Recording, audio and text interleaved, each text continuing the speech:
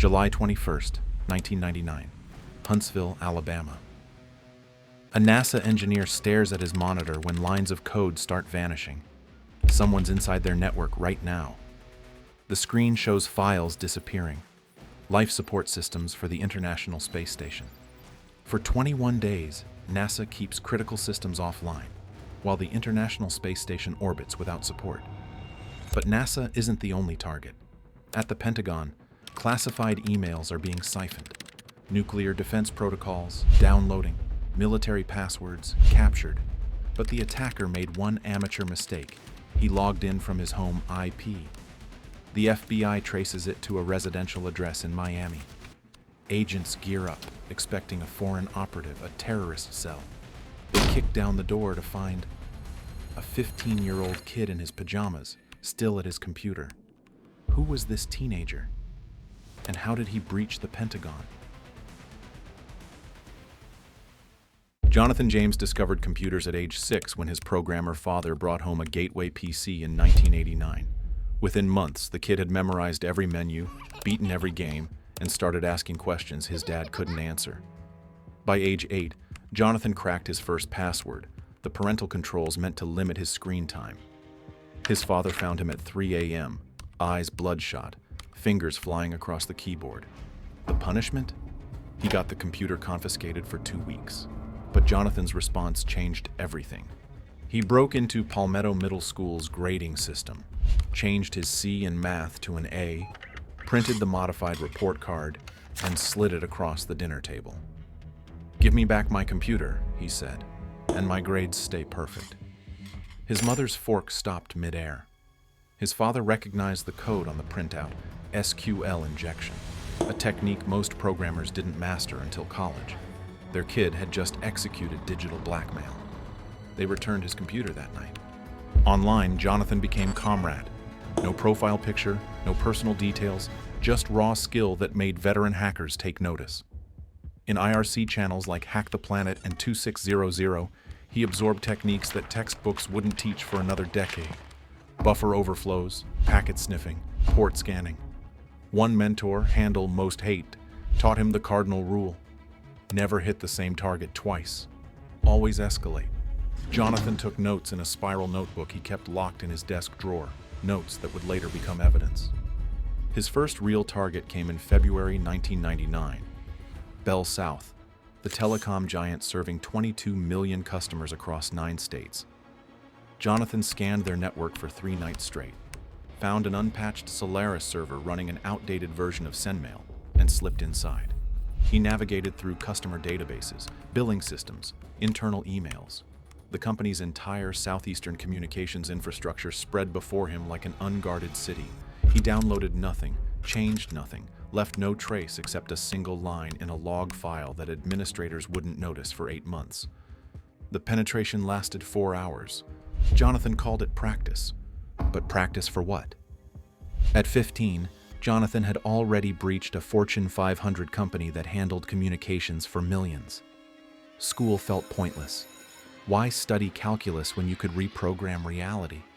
His bedroom walls displayed no posters of athletes or musicians, just printouts of network diagrams and assembly code. While classmates worried about driver's permits, Jonathan studied declassified NSA documents about TEM/PEST shielding and Van Eck phreaking. He wasn't collecting baseball cards, he was collecting zero-day exploits. And late one June night, hunched over his custom-built Linux machine, he found the ultimate collector's item, an unsecured server with a .gov domain. The IP traced to Huntsville, Alabama. He didn't know it yet, but he'd just discovered NASA's front door. Would he try the handle? What would he find behind it? June 29th, 1999. Jonathan's scanner returned an IP address, 192.76.91.54. The reverse DNS lookup showed a weird domain, nasomp3.msfc.nasa.gov, Marshall Space Flight Center. His pulse jumped. NASA. The agency that put humans on the moon ran servers with telnet ports wide open and root passwords set to password 123. Jonathan couldn't believe it. He ran the scan 3 more times to be sure. Same result. NASA's security was weaker than his high school's. He crafted his entry carefully. First, a simple buffer overflow in the bind DNS service gave him user-level access. From there, he escalated privileges using a local kernel exploit published just weeks earlier. Within 17 minutes, he owned root, the admin access, on 13 interconnected machines. No alarms triggered, no administrators noticed. NASA's own documentation, which he found on the compromised servers, showed these systems managed Environmental Control and Life Support Systems, ECLSS, for the International Space Station. The code controlled oxygen generation, carbon dioxide removal, water recovery, temperature regulation, everything keeping astronauts alive in the vacuum of space. Jonathan initiated the download at 11:43 p.m. His 56K modem pulled data at 5.2 kilobytes per second. The ECLSS source code comprised 3,471 files totaling 38 megabytes. At this speed, 2 hours minimum. He watched the progress bar creep forward, each percentage point representing code that NASA valued at $50,000. This wasn't some corporate database or phone records. This was the software barrier between astronauts and death. By 1:52 a.m., transfer complete. Jonathan had the entire ECLSS codebase on his hard drive. NASA's intrusion detection system finally noticed anomalies on July 7th, 8 days after Jonathan's infiltration. System administrator James McCarthy spotted processes consuming unusual CPU cycles on the Mars Pathfinder support server. He traced the intrusion back through audit logs. Someone had installed a rootkit, created backdoor accounts, and exfiltrated data. McCarthy made the call that would cost NASA 3 weeks of downtime. Shut everything down. Now. Engineers disconnected 43 servers from the network. Mission-critical ISS operations moved to backup systems running on isolated machines. Every line of code required verification, 3.2 million lines across multiple systems. The International Space Station, orbiting at 17,500 miles per hour with 6 astronauts aboard, operated on emergency protocols while NASA searched for contamination. By the way, subscribe if you want to see more incredible true stories of teenage prodigies who outsmarted billion-dollar organizations. Because Jonathan's NASA hack was just the opening act. Meanwhile, Jonathan studied his prize. The ECLSS code revealed NASA's approach to fault tolerance, redundancy patterns, sensor calibration algorithms. But something bothered him. The code quality was terrible, deprecated functions, hard-coded values, comments in 3 different languages. NASA's million-dollar software looked like a college group project. "This is crap," he posted on IRC.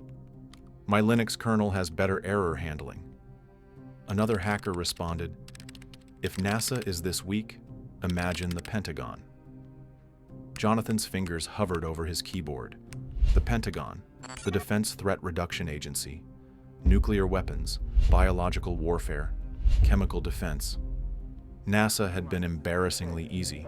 How much harder could the military be? What classified systems could a 15-year-old access from his bedroom? August 14, 1999. The Defense Threat Reduction Agency ran 847 servers across 17 locations. Jonathan started with their Dulles, Virginia facility, DTRA's main data hub connecting Fort Belvoir, Kirtland Air Force Base, and the Pentagon itself. The router, a Cisco 7206 VXR, still ran iOS version 11.1, 3 years out of date with 14 known vulnerabilities. Jonathan exploited a flaw Cisco had patched in 1997 that DTRA never bothered updating. One crafted packet later, he had enabled mode access. The Pentagon's nuclear defense network opened like a cheap padlock. But Jonathan wanted more than access. He wanted intelligence. On August 19th, he deployed a custom packet sniffer across DTRA's network backbone. Every data packet flowing through the Dulles router now copied itself to Jonathan's server. Email from defense.gov addresses. Login credentials for SIPR workstations. Classified memos about Y2K preparations for nuclear command systems. In 4 weeks, his sniffer captured 3,312 emails, 1,879 unique passwords, and 19 user accounts belonging to active military personnel, including Major Thomas Daniels, Lieutenant Colonel Patricia Hayes, and civilian contractor Michael Resinov. Jonathan now possessed login credentials for computers inside the Pentagon's E-Ring, the innermost corridor where Joint Chiefs planned America's defense strategy. September 3, 1999. Jonathan logged into Major Daniels' workstation using captured credentials. The desktop contained 1,247 files, threat assessments for North Korean missile capabilities, contingency plans for biological attacks on major cities, communication protocols for nuclear submarine commanders. One folder, labeled Operation Dragon Tempest, detailed cyber warfare strategies against China's military networks, ironically discussing vulnerabilities similar to those Jonathan just exploited. He read deployment schedules for chemical weapon response teams, satellite surveillance tasking orders for Iraq, briefings about Russian nuclear stockpile security that even Congress hadn't seen. A 15-year-old in Miami knew more about America's defense posture than most generals. The most sensitive find came on September 18th. Email threads between DTRA, Director Jay Davis, and Secretary of Defense William Cohen discussing the agency's $298 million budget for cooperative threat reduction, the program securing loose nuclear weapons in former Soviet states. The emails contain locations of vulnerable warhead storage facilities in Kazakhstan, transport schedules for weapons-grade uranium from Ukraine, names of Russian scientists being recruited to prevent them from selling expertise to Iran. Jonathan read about Operation Sapphire, where America secretly airlifted 600 kilograms of weapons-grade uranium from Kazakhstan to prevent theft. These weren't historical documents. They described operations happening right now, while Jonathan watched from his bedroom. Yet Jonathan never sold, leaked, or weaponized this information. He created a folder called Pentagon Trophies and locked it with 256-bit encryption. On his IRC channel, he bragged obliquely, "I could start World War III with what I know." Another hacker challenged him to prove it. Jonathan posted a single sentence from a classified memo, redacting everything except the classification marking. TS//SI//NOFORN//Orcon. Top secret. Special intelligence. No foreign nationals. Originator controlled. The channel went silent. Everyone understood. Comrade had penetrated the highest levels of American defense. But how long could a teenager keep such dangerous secrets? Who else might be watching these same networks? October 29th, 1999. DTRA. Security analyst Rebecca Foster noticed data anomalies in the Dulles router logs. Subtle but consistent patterns suggesting packet duplication. She ran a trace. Someone had been siphoning their entire data stream for 10 weeks. Foster's report triggered Flashpoint Alpha, the Pentagon's highest cybersecurity alert. Within hours, investigators from the Air Force Office of Special Investigations, Naval Criminal Investigative Service, and FBI Cyber Division converged on DTRA headquarters. The evidence suggested a sophisticated operation, custom malware, careful operational security, no obvious attribution markers. Russia's SVR, China's Third Department, Iran's emerging cyber units. But nobody suggested checking Miami high schools. The investigation team, led by FBI Special Agent Mark Anderson, traced the intrusion through 17 proxy servers across 9 countries. Each hop deliberately chosen to frustrate legal jurisdiction, Russia to China to Brazil to Romania. But Jonathan made one mistake. He occasionally connected directly when testing exploits, believing brief connections wouldn't be logged. On November 14th, investigators found it. 3 seconds of direct connection from IP 24.93.41.106, registered to Bell South customer Robert James of Pinecrest, Florida. Cross-referencing with NASA's investigation revealed the same IP accessing Marshall Space Flight Center systems in June. The ghost had a name. Jonathan James, age 16, student at South Miami Senior High School. December 8, 1999. The FBI placed Jonathan under surveillance. Agents watched him bike to school, eat lunch alone in the cafeteria, return home by 3:15 p.m. every day. They monitored his internet traffic, now mostly gaming and homework research, as if sensing the investigation closing in. Agents interviewed his teachers, who described a brilliant but withdrawn student. His IQ tested at 159, perfect scores in computer science, but failing English and history from absence. One teacher, Ms. Rodriguez, mentioned Jonathan once fixed the school's entire network during lunch break after administrators locked themselves out. "He did in 20 minutes what our IT contractor couldn't do in 2 days," she said. The FBI realized they weren't chasing a criminal mastermind or foreign operative. They were pursuing a gifted child who treated national security like a video game. The arrest team assembled on January 26, 2000 at 4:30 a.m. 15 agents, 3 local police units, and 1 cybercrime specialist from Carnegie Mellon University brought in to preserve digital evidence. They'd planned for armed resistance, elaborate security systems, and possible destruction of evidence.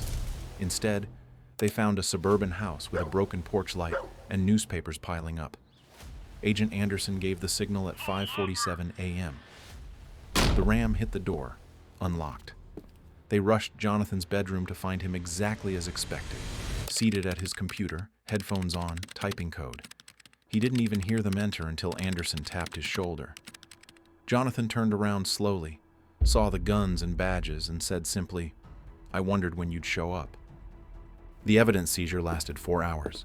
Agents cataloged 13 hard drives, 271 CD-ROMs, 44 floppy disks, 3 laptops, 2 desktop towers, 1 Sharp Wizard OZ750 containing encrypted password lists. Jonathan's password notebook, the spiral one from his desk drawer, contained handwritten details of 89 successful intrusions, including Ford Motor Company, Lockheed Martin, and the Miami-Dade School District. But the most damning evidence came from Jonathan himself. During interrogation, he provided a complete technical breakdown of his methods, walking agents through exploits they didn't know existed. Agent Anderson later testified, "He taught us more about our vulnerabilities in 6 hours than our security audits found in 6 years." Why did Jonathan confess so completely? What drove him to cooperate with the very system he'd humiliated? September 21st, 2000. The Southern District of Florida's federal courthouse in Miami. Jonathan stood before Judge Barry Garber wearing his father's oversized suit, looking younger than his 16 years. Assistant U.S. Attorney Christopher Clark presented the charges. 2 counts of juvenile computer crime carrying maximum sentences of 10 years each.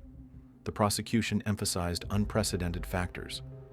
First minor to breach Department of Defense networks, youngest person to access classified nuclear defense information, total damages exceeding $1.7 million. But Clark also noted Jonathan's cooperation. His confession prevented potentially years of investigation costing millions more. The courtroom held NASA engineers, DTRA officials, Jonathan's parents, and 3 teenagers from his computer science class who came to support their imprisoned folk hero. Judge Garber delivered a sentence that would define cybercrime prosecution for the next decade.